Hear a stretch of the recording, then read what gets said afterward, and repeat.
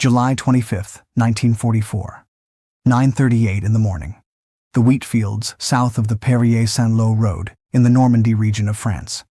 Lieutenant General Fritz Bayerlein, commander of the elite German Panzer Lehr division, stood at the entrance of his command bunker and looked up at a sky he could no longer see. He could not see the sun. He could not see his own outstretched hand. The world had reduced itself to dust and smoke and a continuous rolling thunder that pressed against his chest like a physical weight. The earth beneath his boots was not shaking from a single explosion. It was shaking from a sustained earthquake that had been ordered by men with maps and was being delivered by machines flying so high he could barely hear their engines above the impacts. Above him, in waves that took more than an hour to pass, 1,507 American B-17 and B-24 heavy bombers, followed by 396 medium bombers, followed by hundreds of fighter bombers, were releasing their loads onto a rectangle of French farmland 6,000 yards long and 2,500 yards wide. Bayerlein's division was inside that rectangle. So were 5,000 of his men, more than 100 of his tanks, his artillery, his supply dumps, his hospital, and his radio nets. In 90 minutes, the Americans dropped more than 4,000 tons of high explosive onto a piece of ground smaller than a medium-sized French village. When the bombing finally stopped, Bayerlein walked out of his bunker into a landscape he no longer recognized. Tanks lay overturned in craters. The trees along the road had been splintered into matchwood, their stumps still smoking. Men were wandering through the smoke with their uniforms in tatters and blood running from their ears. Some of them were screaming. Most of them were not making any sound at all. Their faces had gone slack with the particular emptiness that combat surgeons would later learn to identify as severe blast trauma. When an aide finally reached him with a field telephone that still worked, Bayerlein managed to give what would become one of the most quoted assessments of American firepower in the entire war. "My front line," he said, "looks like the face of the moon. At least 70% of my troops are out of action, dead, wounded, crazed, or numbed."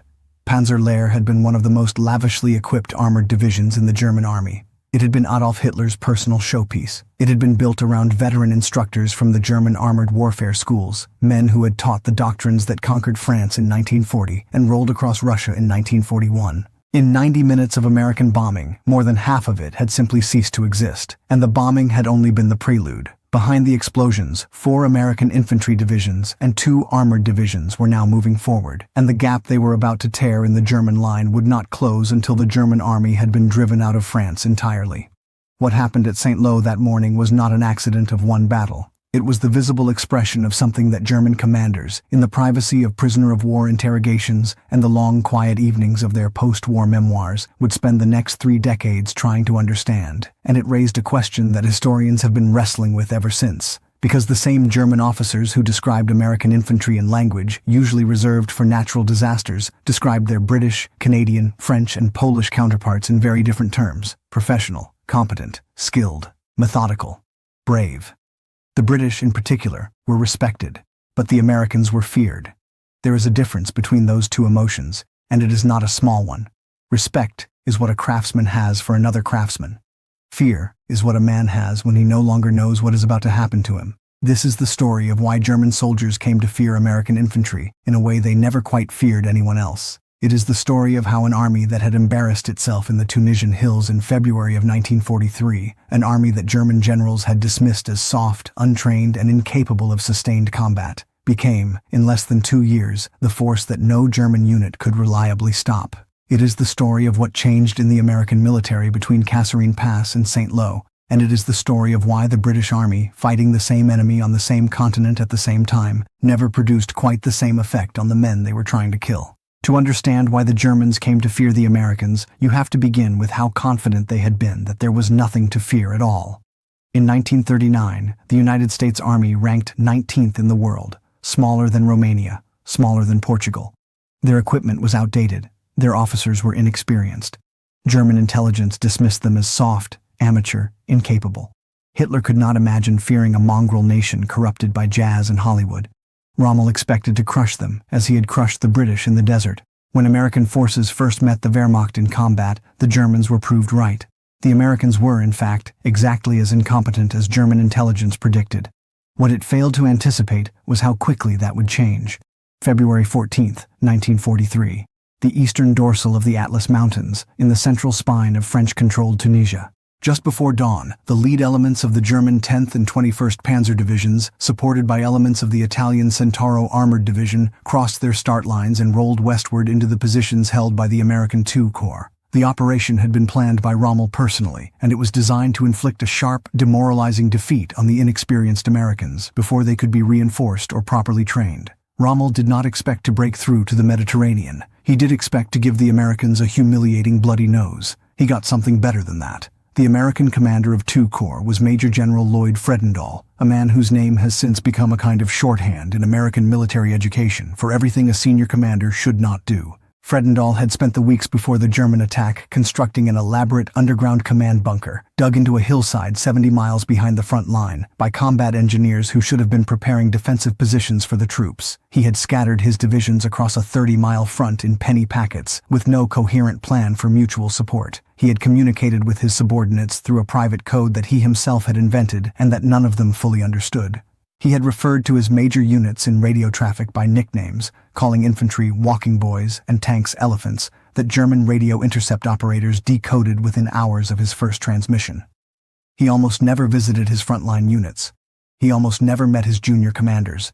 He commanded one of the most important formations in the United States Army from a hole in a hill, by phone, in a code he had made up himself. When Rommel's tanks came rolling through the gaps Fredendall had left in his line, the result was catastrophic. American infantry units, separated from supporting armor and unsupported by effective artillery, broke and fled in the open desert. American tank crews, untrained in combined arms tactics and outgunned by the long-barreled German Panzer Vs and the deadly 88mm anti-tank gun, were destroyed in detail. Artillery positions were overrun before their crews could fire effective counter-battery salvos. Entire battalions surrendered. The 168th Infantry Regiment of the 34th Infantry Division was virtually annihilated. The 1st Armored Division lost more than 150 tanks, half-tracks, and other vehicles in a single day. By the time the battle ended on February 24th, the Americans had suffered 6,500 casualties, including more than 3,000 taken prisoner. They had been driven back nearly 50 miles.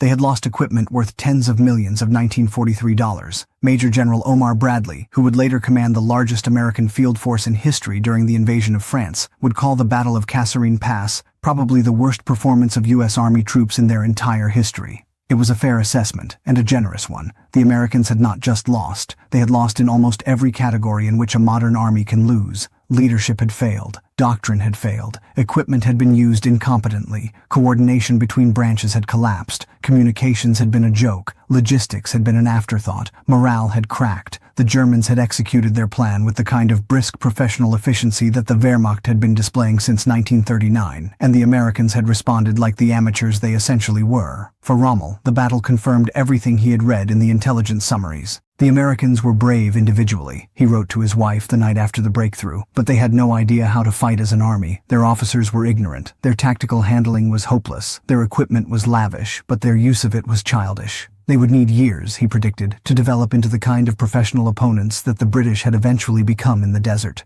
The other German commanders in Tunisia drew similar conclusions, often less generous. General Jürgen von Arnim, who commanded the 5th Panzer Army to Rommel's north, dismissed the Americans openly. Hans-Jürgen von Arnim's staff officers told each other that the Americans would never become a real threat. They were rich, they were numerous, and they were almost completely without military value. The British, the staff officers said, were the only Allied force that needed to be taken seriously. The British were professionals, even when they made mistakes. The Americans were tourists with guns. It was perhaps the most catastrophic misreading of an opponent's potential in the entire war. The transformation began almost immediately, and it began at the top. Within 10 days of the disaster at Kasserine, Lieutenant General Dwight D. Eisenhower had relieved Fredendall of command and replaced him with a man whose name German intelligence officers had so far filed under the category of minor commanders worth watching, but not seriously studying. The new commander of II Corps was Lieutenant General George S. Patton, Jr., and within 48 hours of his arrival in Tunisia, he had begun making changes that would reshape the American army. Patton was not a sympathetic figure to many of the men who served under him. He was profane, vain, theatrical, and at times deeply unfair. He wore ivory-handled revolvers and a polished helmet. He insisted on neckties under combat conditions. He fined enlisted men for not wearing their leggings properly. He slapped at least 2 soldiers suffering from combat fatigue and would have ended his career over the incident if Eisenhower had not protected him.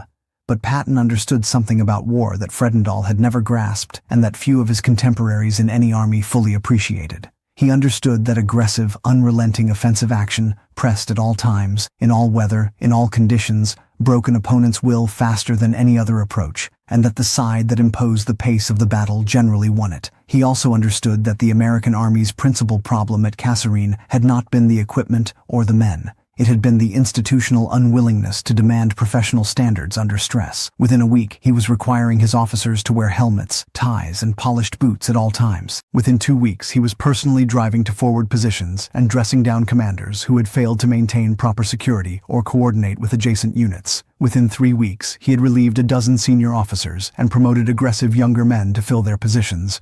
Within a month, II Corps was a different formation, not yet fully proficient, not yet equal to its German opponents, but on its way. The change was visible to the Germans almost immediately. At the Battle of El Guitar in late March, just 5 weeks after Kasserine, the same American II Corps that had fled in the open desert in February stopped a German armored counterattack with concentrated artillery fire and aggressive anti-tank gunnery. The 10th Panzer Division, the same division that had led the breakthrough at Kasserine, lost 40 tanks in a single afternoon to American gunners who had finally learned how to coordinate fire and how to hold their positions under pressure. Rommel was not in command at El Guitar. He had been recalled to Germany by Hitler a week earlier, but his replacement, General Hans-Jürgen von Arnim, reported in his evening situation summary that the American performance had been surprisingly stubborn.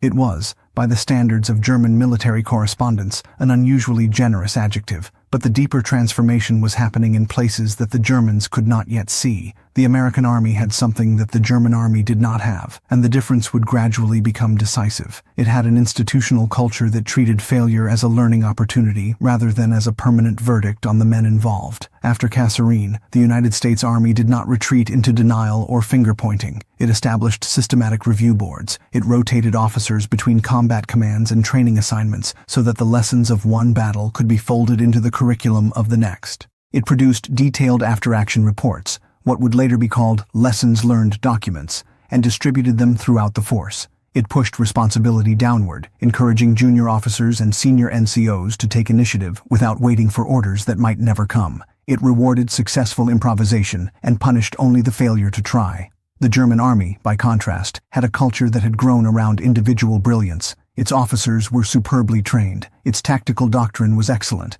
Its combat veterans were among the best soldiers in the world. But its system did not encourage horizontal sharing of knowledge in the way the American system did. Its lessons-learned process was slower, its replacement of failed officers was less ruthless, and its industrial and logistical foundation, already strained by the Eastern Front, simply could not match what the Americans were now starting to produce. While Patton was reorganizing II Corps in Tunisia, factories in Detroit, Cleveland, and Pittsburgh were producing tanks, trucks, and artillery shells at rates that would have seemed delusional to anyone who had assessed American industry before the war. Shipyards in Baltimore, San Francisco, and Mobile were launching Liberty ships at the rate of nearly 3 per day. Training camps from Georgia to California were processing tens of thousands of recruits per month through systematic basic and advanced training programs that had been refined and standardized since the first emergency expansion of 1940. Behind the visible army that had stumbled at Kasserine, a much larger, much better equipped, and much better trained army was forming. The Germans had no real way to perceive this. Their intelligence collection in the continental United States was nearly non-existent. Their assessments continued to assume that American performance would improve incrementally, on the scale of years, rather than months.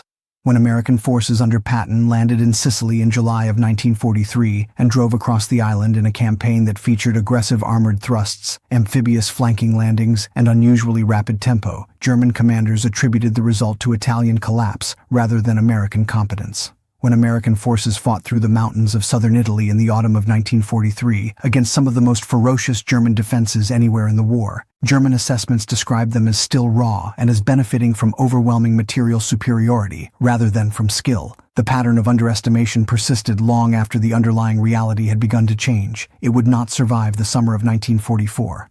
To understand what the Germans encountered in Normandy, you have to understand what the American army had become by the time the landing craft hit the beaches on June 6, 1944, and you have to understand the specific things about that army that the Germans found unfamiliar, unsettling, and finally terrifying. The first thing was the artillery. American field artillery was not exceptional in terms of individual guns. What distinguished it was the system that controlled the guns. The Americans had developed something the Germans did not have, the ability to coordinate mass fire across multiple battalions using radio networks and standardized grid references. By 1944, the Americans had perfected a tactic called time on target. When a forward observer spotted a target, the fire control center would coordinate with every artillery battalion within range. Each battalion would fire at a slightly different moment, so all shells arrived simultaneously. To the Germans on the ground, there was no warning, no incoming whistle, no chance to take cover. The first thing they knew about the attack was the entire world turning into a wall of detonating high explosive. By autumn 1944, the Americans added proximity fuses to their shells, radar-triggered detonators that exploded the shells above the ground, multiplying the killing radius. A German infantry company lying flat in a shell hole had no protection from airbursts exploding directly overhead. The German army had nothing equivalent. German artillery remained a 1918 system, effective at the battalion level, but incapable of this kind of corps-wide coordination. German soldiers who survived the Normandy campaign and the battles that followed described American artillery in language that should be quoted directly, because no paraphrase quite captures the effect. It was, they said, like fighting a force that could read your mind. The moment you moved, the moment you tried to assemble for an attack, the moment you sent a runner from one position to another, the shells came. They came in volumes that the German army, even at the height of its strength in 1941 and 1942, had never been able to deliver. They came so quickly that they seemed to anticipate decisions before those decisions had been fully made. And they came, often, before any small arms fire or infantry advance had even begun. The British had good artillery too. Anyone who fought the British at El Alamein or at Caen knew that British artillery was competent, well-handled, and capable of delivering massive preliminary bombardments. But British artillery doctrine relied heavily on long, deliberately planned preparatory fires, often lasting hours or days before any infantry attack. It was, like the rest of the British operational style, methodical. It was visible. It was loud. It announced itself in advance. The Americans had taken everything the British did with artillery, and they had made it faster, more flexible, and more responsive to changing tactical conditions. A British artillery program was a thunderstorm you could see coming for hours.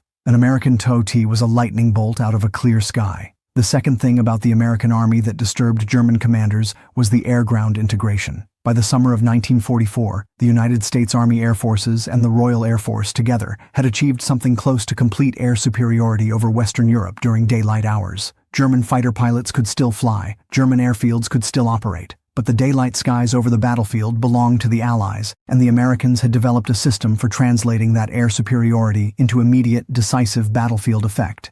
The system was called close air support, but the phrase undersells what was happening. The Americans had organized their fighter-bomber squadrons, primarily flying the P-47 Thunderbolt and the P-51 Mustang, into formations that could be summoned directly by forward air controllers attached to ground units. The controllers, often flying overhead in light spotter aircraft or driving in radio-equipped jeeps with the lead armored elements, could speak directly to incoming flights of fighter bombers and direct them onto targets identified on the ground. A German Panther tank hidden in a hedgerow could be located by an American infantry patrol, called into a forward air controller, and reduced to smoking wreckage by 500-pound bombs and rockets within 15 or 20 minutes. By contrast, German close air support had effectively ceased to exist as a battlefield capability by the time of the Normandy invasion. The Luftwaffe had been bled white in the Battle of Britain, in the air defense of the Reich, and on the Eastern Front. Its surviving aircraft were committed almost entirely to defensive operations against the American and British strategic bombing campaigns. German infantry on the Western Front fought for nearly the entire campaign without effective air cover. Their movements were observable by Allied reconnaissance.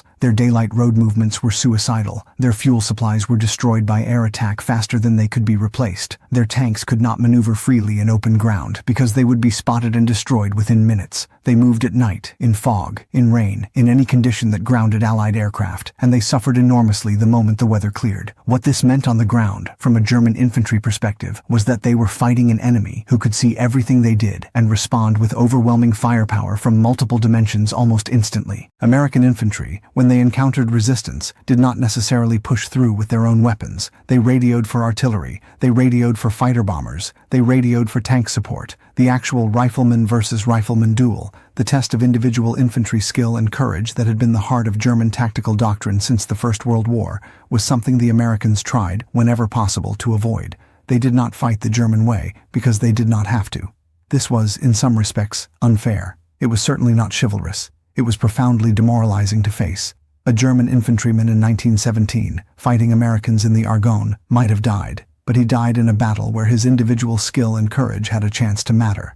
A German infantryman in 1944, fighting Americans in Normandy or the Hurtgen Forest or the Ardennes, often died without ever seeing the man who killed him. He died under artillery shells fired from 20 miles away by gun crews who had never seen him. He died from bombs dropped by pilots who had never flown over his position before. He died from machine gun fire delivered by half-track mounted heavy weapons coordinated by radio with armored vehicles he could not see. The fight, by 1944, was not between his rifle and an American rifle. It was between his rifle and the entire integrated war-making machine of an industrial superpower. The third advantage was logistics. The Americans had built a supply system unlike anything in history. They had so much ammunition that a single firefight could consume what a German division received in a week. They had so much fuel that armored units could move hundreds of miles without stopping. They had so many trucks that entire corps could be redeployed overnight. They had medical services so efficient that wounded American soldiers had higher survival rates than civilian car crash victims in American cities. German troops fought in perpetual shortage, short of fuel, ammunition, food, winter clothing, medical supplies. They captured American equipment whenever they could, not because it was superior, but because they simply had to have more of anything. A captured German soldier summed it up perfectly when asked what surprised him most about the Americans. "They fight like rich men," he said. He meant it as an insult. The Americans wasted resources in ways that seemed almost obscene. They would call in a 15-battalion artillery barrage to kill 6 machine gunners. They would use fighter bombers against a single sniper. Then they would do it again the next morning. The American replacement system needs mention because it shaped German perception. The Americans did not rotate exhausted divisions out of the line. They fed replacements forward continuously. From the German perspective, this meant American divisions never visibly weakened. They could destroy a unit, inflict heavy casualties, and 2 weeks later, that same unit would reappear at full strength, fighting with the same numerical power as before. The German army could not match this. By autumn 1944, most German divisions were operating at 50% strength. They were not being refilled with replacements. They were being used up. It was against this background, overwhelming American artillery, overwhelming American air power, overwhelming American logistics, and apparently infinite American replacement system, that the German experience of fighting in Normandy and afterward unfolded. And it was here, too, that the comparison between fighting the Americans and fighting the British began to take on the particular shape that German commanders would describe in their post-war memoirs. The British were not lacking in any of the same advantages. They had excellent artillery. They had excellent air support, organized along similar lines to the American system, often using the same airfields, sometimes flying the same aircraft. They had ample, if not quite American, logistical support. They had courageous infantry, professional officers, and a long institutional memory of how to fight modern wars. The British soldier of 1944 was, in every individual measurable category, the equal of his American counterpart. In some categories, particularly small unit infantry training and the tactical handling of armor in defensive operations, he was probably superior. What the British did not have was the operational style that made the Americans so unnerving to face. British operational doctrine, as practiced under Field Marshal Bernard Law Montgomery throughout the campaign in Northwest Europe, was based on the set-piece battle. A British offensive operation, in the Montgomery model, was characterized by careful, often lengthy preparation. Logistical build-up proceeded methodically. Artillery was registered on every conceivable target. Air support was coordinated weeks in advance. Reserves were positioned, supplies were stockpiled, and the attack was launched only when every factor had been arranged to maximize the chances of success. The actual ground attack itself, when it came, was usually heralded by a preliminary bombardment of unprecedented intensity. At El Alamein in 1942, more than 900 British guns had fired the opening barrage. At Operation Goodwood in July 1944, more than 1,500 British and American heavy bombers had carpeted the German positions before the British armor moved forward. At Operation Veritable in February 1945, more than 1,000 guns had supported the initial assault. This style of warfare had real strengths. It minimized British casualties when it worked. It made the most of the considerable artillery and air assets that the British possessed. It reflected, accurately, the constraints under which the British Army was operating. Britain had been fighting since 1939. Its manpower reserves were nearly exhausted by 1944, and it could not afford the casualty rates that the larger American army could sustain. Montgomery's caution was, in many respects, strategic prudence rather than personal timidity. But to the Germans defending against British attacks, the style was something they could read. They could see the build-up, they could time the offensive, they could count the guns, they could predict, sometimes within hours, when the attack would come and where it would fall. Field Marshal Gerd von Rundstedt, in his post-war interrogations, said something about this that historians have quoted repeatedly because it captures the German perception so precisely. He said, in effect, that he always knew what the British were going to do before they did it. The British operational style was, he said, stately. It announced itself. It gave the defender time to prepare. The Americans were not stately. They moved fast. They reacted to local conditions in ways that were sometimes brilliant and sometimes catastrophic, but were almost never predictable. Their commanders, Patton in particular, but also Hodges, Bradley, Collins, and many of their corps and division commanders, were willing to exploit opportunities that more methodical commanders would have left untouched. They would push armored units down lightly defended roads on the basis of incomplete intelligence. They would commit reserves on the strength of a single forward report. They would change axes of advance overnight when an unexpected gap opened in the German line. They would, when necessary, simply ignore their own carefully laid plans in favor of whatever the moment seemed to require. This was not always good military practice. Patton, in particular, made mistakes throughout his career that more cautious commanders would not have made. His advance into Lorraine in the autumn of 1944 ran into supply problems that more careful planning might have anticipated. His winter campaign in the Ardennes was conducted with a recklessness that occasionally crossed the line into negligence. But the cumulative effect of American operational aggressiveness, repeated across hundreds of small decisions every day across the entire Western Front, was to deny the Germans the time they needed to prepare effective defenses. The Germans could not anticipate where the American blow would fall, because the Americans themselves often did not know where it would fall until the local situation made it clear. General Gunther Blumentritt, who served as Chief of Staff to von Rundstedt and as a senior commander in his own right, gave one of the most quoted assessments of Patton specifically in his post-war interviews with the British military historian Basil Liddell Hart. He said that the German command had regarded Patton extremely highly, as the most aggressive panzer general of the Allies, a man of incredible initiative and lightning-like action.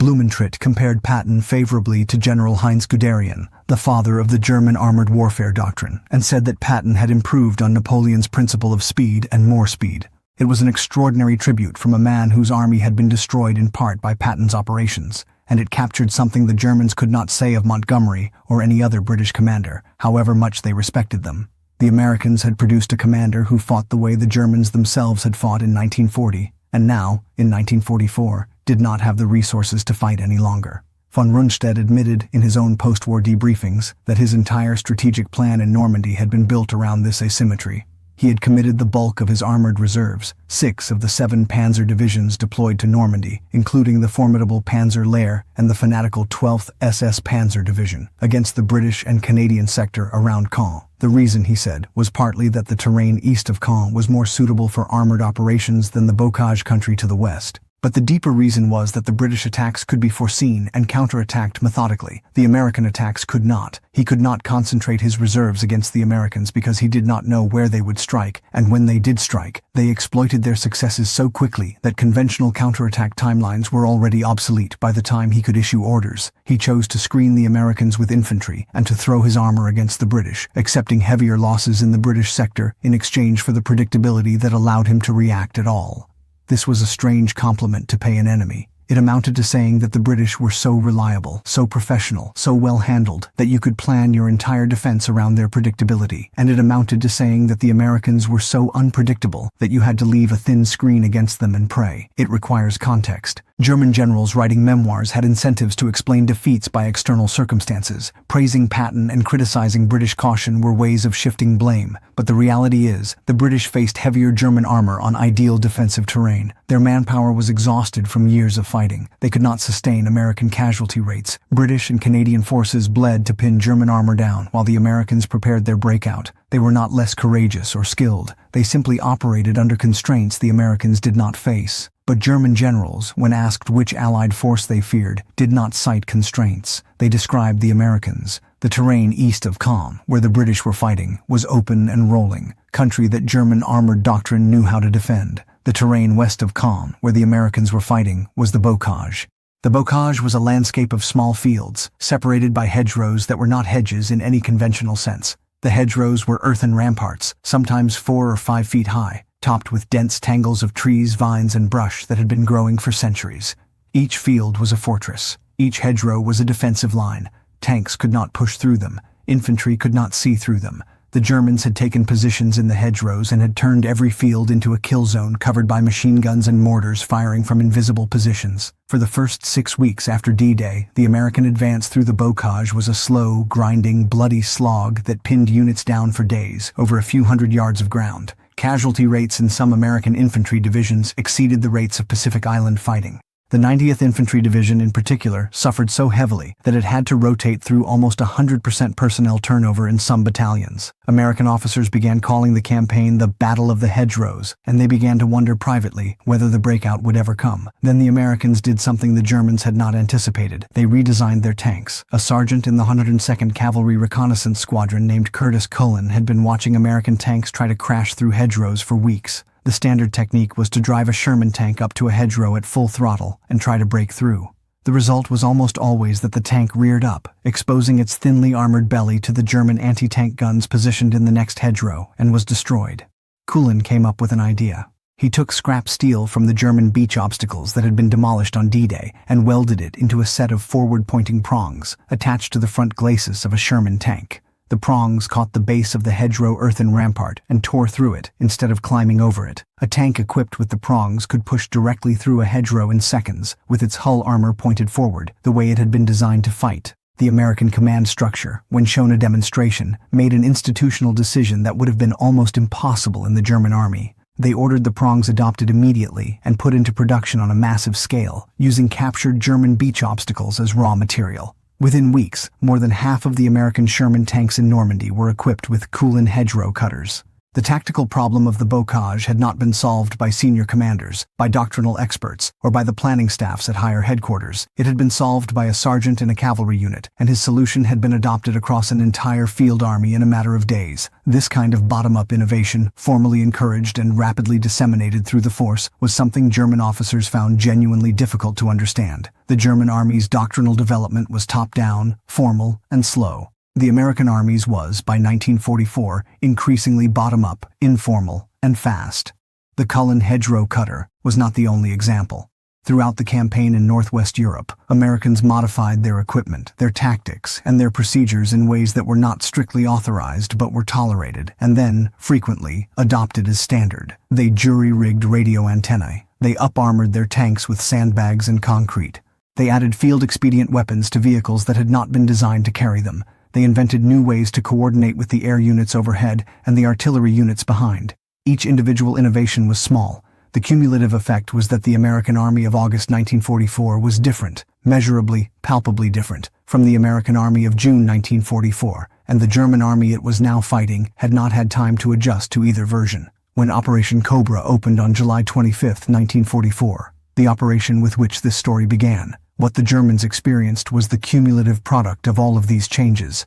The carpet bombing that destroyed Bayerlein's Panzer Lehr Division was unprecedented in scale. The exploitation that followed was conducted with a tempo that the Germans had not seen in any previous Allied operation in the West. American armored columns, 7 Corps under J. Lawton Collins, then the 8 Corps under Troy Middleton, then the newly arrived 3rd Army under Patton, drove south and then east at speeds that exceeded the German command's ability to react. By the end of August, the entire German position in France had collapsed. The Falaise Pocket had trapped and destroyed 2 German field armies. Paris had been liberated. American forces were on the German frontier. The British, fighting the same enemy on the same continent at the same time, had advanced more slowly through Belgium and into the Netherlands, taking heavier casualties relative to ground gained, and would soon attempt the disastrous Operation Market Garden in an effort to leap ahead. The contrast between the American breakout and the British advance was not a moral contrast. It was not a contrast between effort or courage or competence. It was a contrast between 2 different operational styles encountering different German defenses on different terrain. But the German generals who survived the campaign and wrote about it later did not draw those distinctions carefully. They described what they had experienced.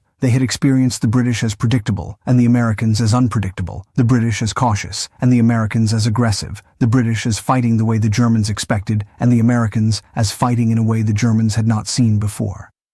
In the autumn of 1944, American forces faced a test in the Hürtgen forest along the German border.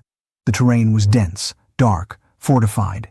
German artillery fired airbursts into the treetops. The American advance was measured in hundreds of yards per week. Casualty rates were enormous. By every rational measure, it was an unsuccessful operation. And yet the American army never disengaged. It absorbed the casualties, fed in fresh divisions, kept attacking through fall and into December when the Ardennes offensive opened. A German staff officer captured in early 1945 said the Hurtgen had given his commanders hope the Americans could be bled into halt, but they learned they could not. The Americans absorbed losses that should have broken them and continued the attack. The Germans understood they could not match that endurance indefinitely. And then came the Ardennes, December 16, 1944, just before 5 in the morning. The Eifel forests on the western frontier of Germany. 20 German divisions, including 5 panzer divisions, moved out of their assembly areas in fog and snow and crossed the international border into Belgium and Luxembourg. The German operation was codenamed Wacht am Rhein, Watch on the Rhine, and its objective was to drive west to the River Meuse, then north to Antwerp, split the Allied armies in Western Europe, and force the Americans and British to negotiate a separate peace before the war moved onto German soil. It was Hitler's last great offensive in the West, and it caught the Americans largely by surprise. The German plan depended on speed. The panzer divisions of the 6th SS Panzer Army in the north needed to break through the American lines and reach the Meuse within 48 hours. The 5th Panzer Army, in the center, needed to bypass the road junction town of Bastogne and continue west. The 7th Army, in the south, needed to hold the flank against the inevitable American counterattack from Patton's 3rd Army. Every part of the plan assumed that the American units holding the Ardennes, a quiet sector used for resting tired divisions and breaking in new ones, would collapse quickly under the weight of the surprise attack. What actually happened, in the first 48 hours, was that some American units did collapse, but others held. The 106th Infantry Division, a green formation that had been on the line for less than a week, lost 2 of its 3 regiments in the largest American surrender of the war in Europe. 7,000 American soldiers were captured in the first days of the German attack. American supply dumps fell. American command posts were overrun. The lines in the center and south of the Ardennes sector buckled badly. But in the north, on a low rise of ground called Elsenborn Ridge, something else was happening.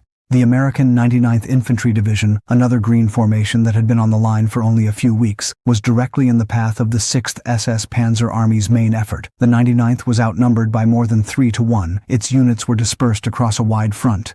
Its men had no combat experience to speak of.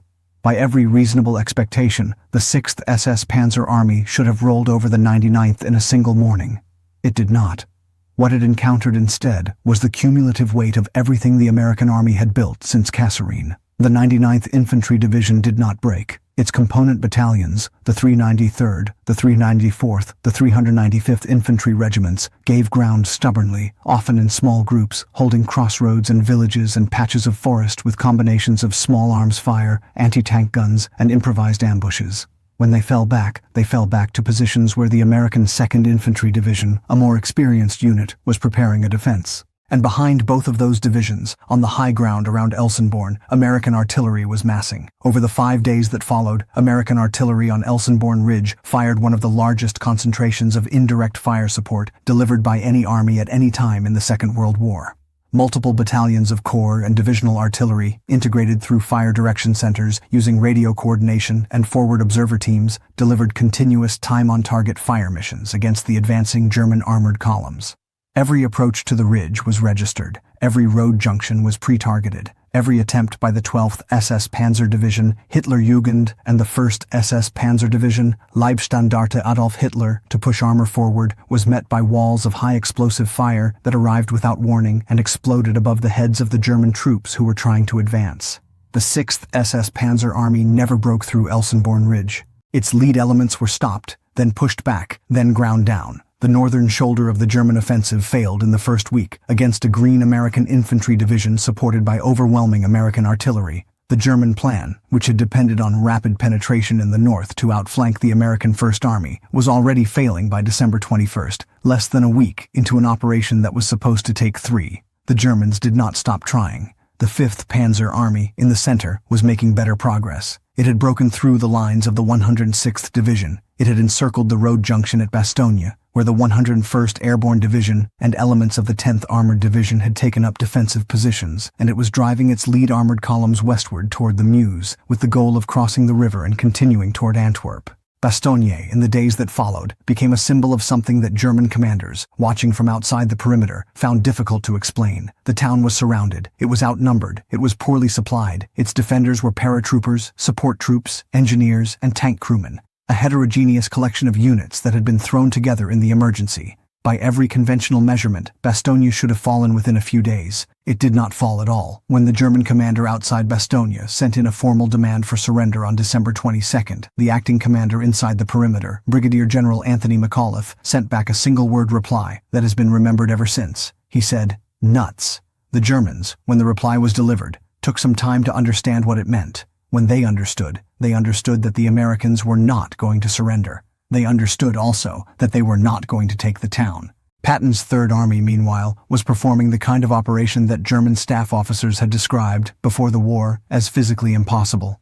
On December 19th, in a conference at Verdun with Eisenhower and Bradley, Patton had committed to disengaging 3 divisions of his Third Army from active combat operations on the Saar front, pivoting them 90 degrees to the north and attacking the southern flank of the German offensive within 72 hours. The pivot involved moving more than 100,000 men and tens of thousands of vehicles across road networks that were already clogged with refugee traffic, in winter weather, in deep snow, during the shortest days of the year. German planners, when they later studied the operation, regarded it as one of the most impressive feats of operational maneuver of the entire war. Patton executed it on schedule. By December 22nd, the lead elements of his Third Corps were attacking northward.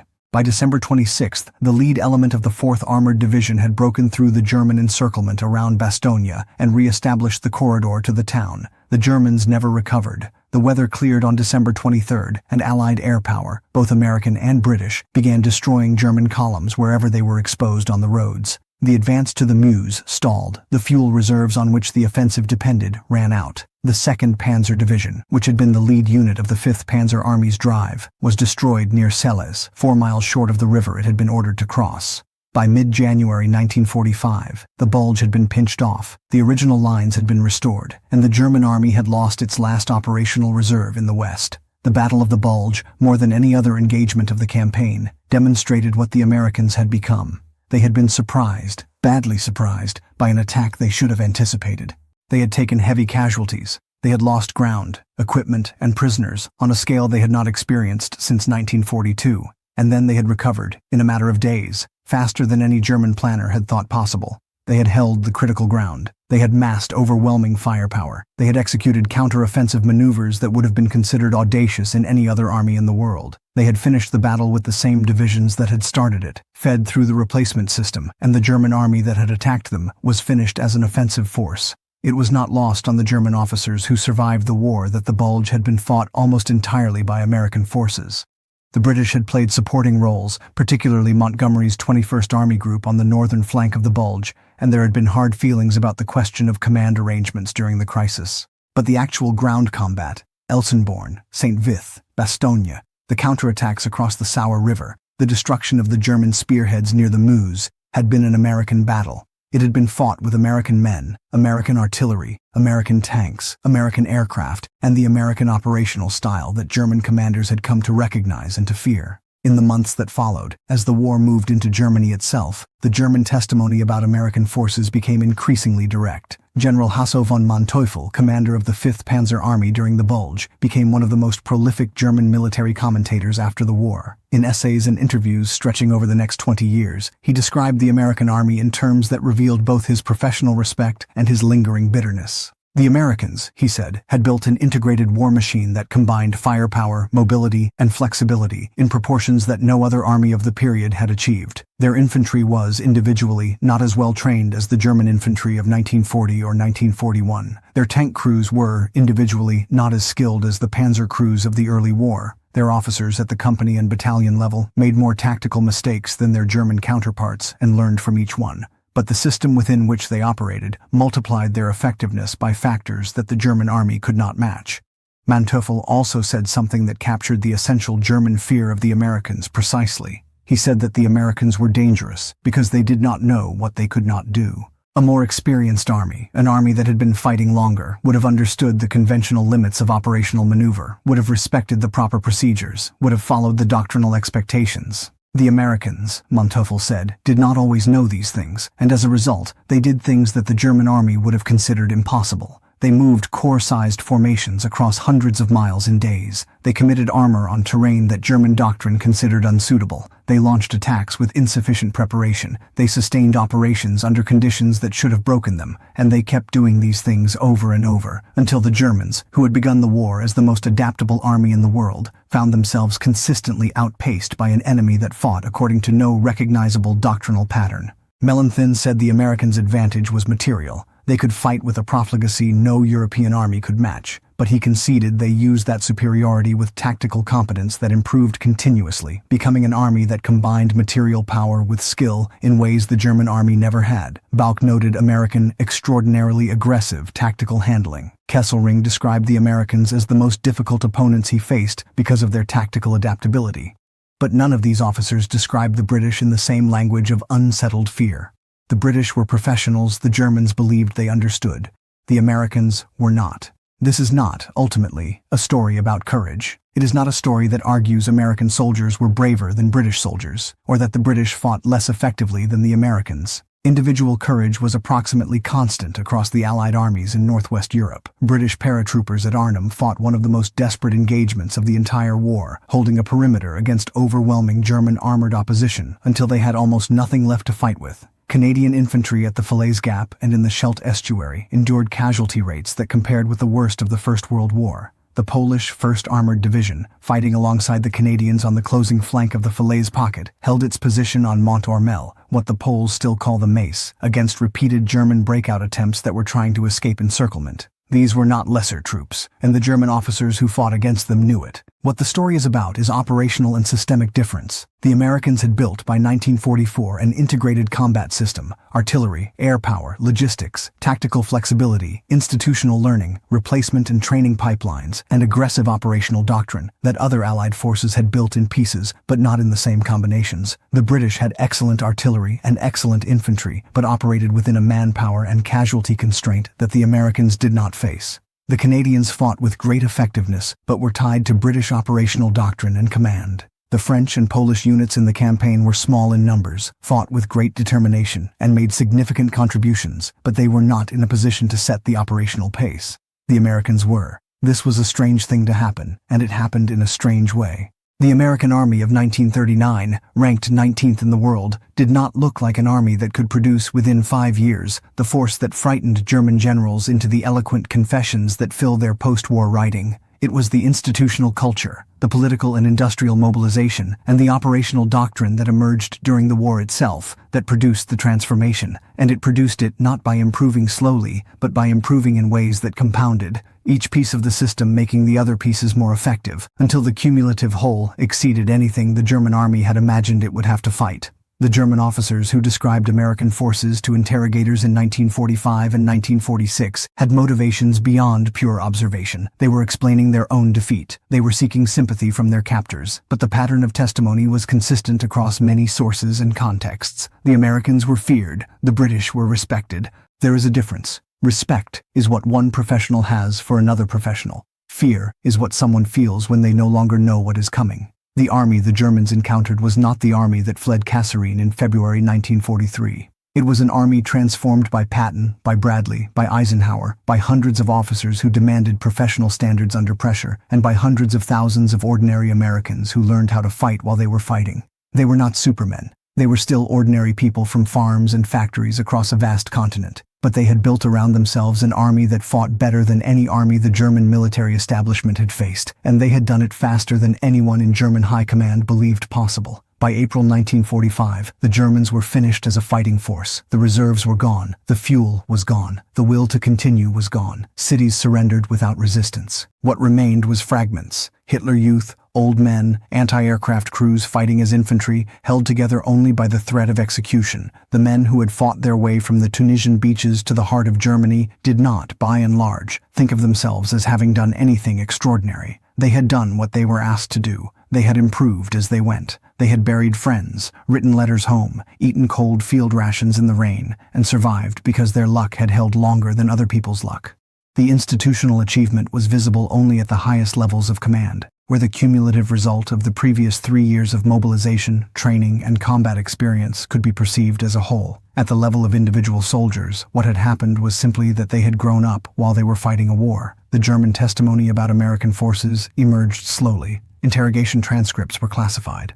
Memoirs were published slowly in German, translated gradually. The full picture took decades to assemble. What it showed was this: the Germans had begun the war believing themselves the finest soldiers in the world. They ended it beaten by an army that had not existed when the war began. The Americans had not just defeated them, they had defeated them in a way that suggested the Germans had been studying the wrong things, valuing the wrong virtues. Some German generals blamed Hitler, some blamed geography, weather, production figures. The most thoughtful blamed themselves. But what they all shared was recognition that something about the Americans had been different. The Americans were less individually skilled than the Germans at the war's beginning, but they fought a different kind of war entirely. They had built a system where each piece made the others more effective, and that system proved superior to individual brilliance operating without it. The answer to why Germans feared American infantry is straightforward. By 1944 and 1945, the American infantry had become the front edge of an integrated war-making system that no other army had matched, combining firepower, mobility, logistics, air power, adaptability, and aggressive operations in proportions the Germans could not counter. The Germans respected the British. They were professionals fighting a professional war within constraints the Germans understood. They feared the Americans because the Americans were doing something the Germans did not have a name for, something they could not predict, could not read, could not stop. The army that had fled across the Tunisian sand in 1943 had become, by 1945, the army that broke the Wehrmacht.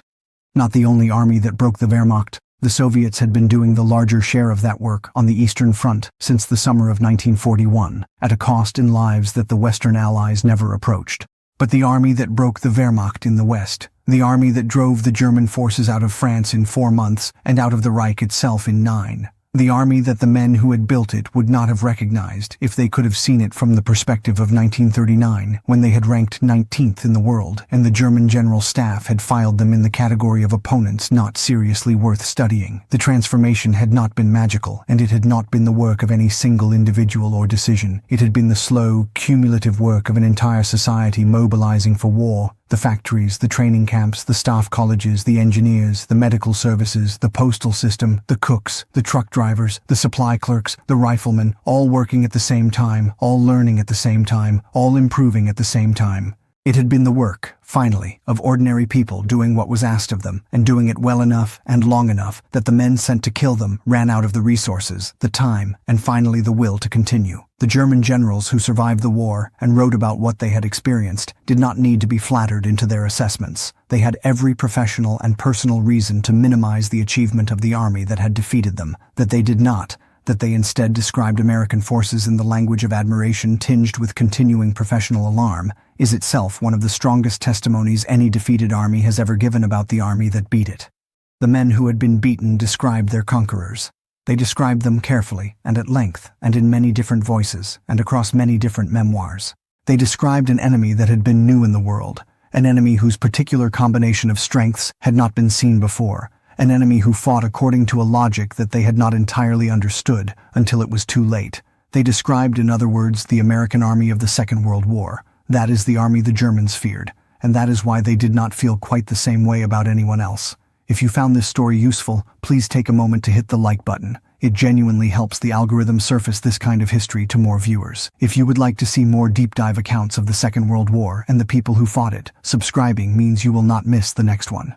And we read every comment, so if your family has a connection to any of the events in this story, a grandfather in the 99th Infantry Division at Elsenborn, a great-uncle in the 101st Airborne at Bastogne, a relative who landed on a beach in Normandy or fought through the Bocage, we would be honored to hear about it. Share this video with someone who appreciates honest military history, and we will see you in the next one.